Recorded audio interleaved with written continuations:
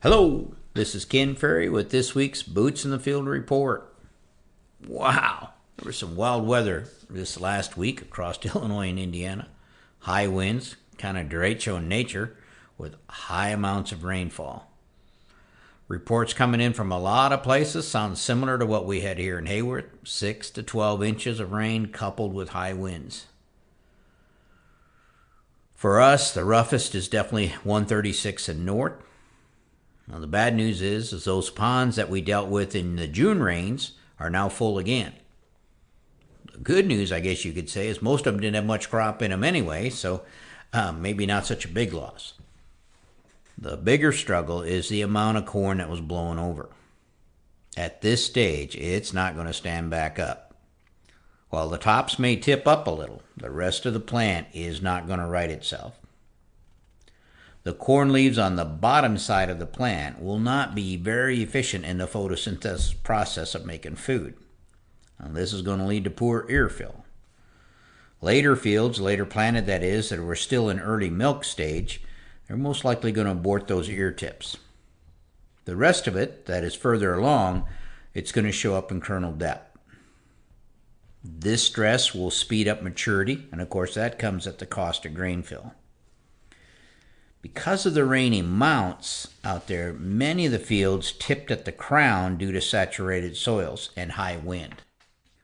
Now, this is better than green snap, where we'd lose the ear and all, but it's going to create some challenges for the harvesters. Now is a time to get some aerial imagery or drone imagery or satellite imagery out there, is to figure out what kind of shape we're in. And now's the time to start planning on how your team is going to handle this issue. And of course, that'll depend on how many acres are affected. If the acre amount is high, now is the time to think about a pickup reel or cones for that combine. If the acre amount is small and you have a neighbor with a reel or pickup cones, now would be a good time to discuss trading maybe some harvesting, where you keep his harvest going if he'll come and pick up your down corn. Waiting till fall to tackle this problem could make for a very long fall. In some fields, this is the second time the stuff's blowing down, so we're putting a lot of push on it. Pest teams, it's time to do triage on these fields to help your pest boss come up with a harvest plan. What lies ahead after 10 or 12 inches of water during grain fill? Well, expect to see some ear molds, especially diplodia, in your corn on corn. The bigger concern will be stalk rots. As you're scouting the fields in the coming weeks, you'll see random plants dying prematurely. These will be victims of stalk rots like the crown rot or diplodia stalk rot.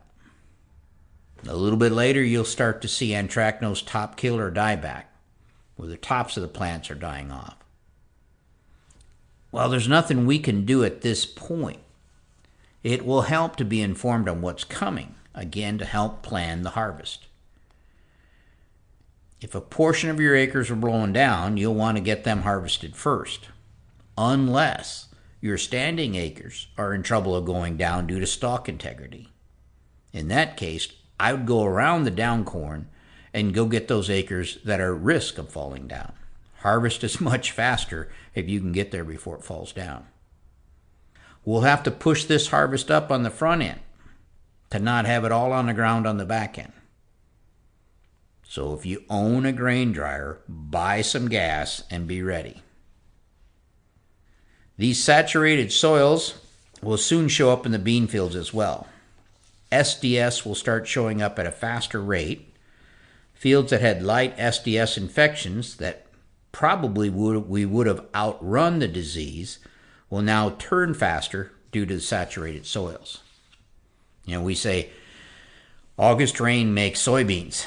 Not this much rain.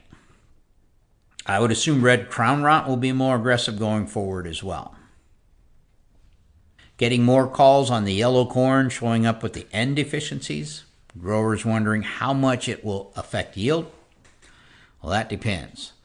The D hybrids, the ones that get a lot of yield from depth of kernel, And if they have 30 days of kernel fill ahead of them, they're going to get hit the hardest.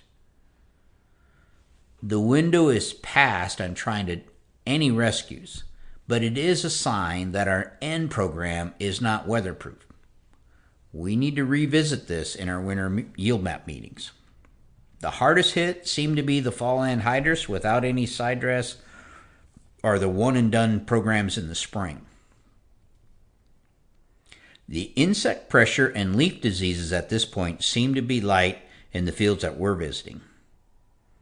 The stalk rots will be coming from the ground up, moving up through the plant, except for that top kill. Guys, Mother Nature is throwing us some curveballs, but we need to stay on top of this. We're in the last quarter of the game. Don't give up now. To stay up to date, check out our website at croptechinc.com and subscribe to our podcast, Boots in the Field Report. Keep her safe, keep her moving.